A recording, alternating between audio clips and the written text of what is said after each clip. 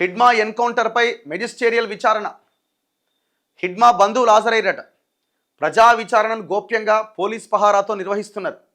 ప్రజా న్యాయవాదుల సంఘం ఇటీవల మారేడుమిల్లి మండలంలో 2 రోజుల పాటు జరిగిన 2 ఎన్కౌంటర్లో హిడ్మా ఆ తర్వాత టెక్ శంకర్తో కలిపి 13 మంది మావోయిస్టులు చనిపోయిన ఘటనపైన అల్లూరు జిల్లా రంపచోడవరం సబ్ కలెక్టర్ కార్యాలయంలో సోమవారం మొదటి రోజు మెజిస్టేరియల్ విచారణ జరిగింది.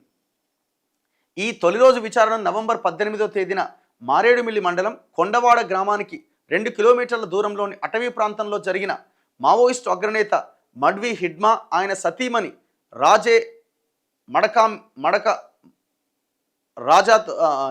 రాజక్క సహా 6 మావోయిస్టుల మృతిపైన రంపచోడవరం సబ్ కలెక్టర్ శుభం నొక్వాల్ విచారణ నిర్వహించారు. దీనికి హిడ్మా బంధువులతో పాటు మరికొందరు హాజరయ్యారట.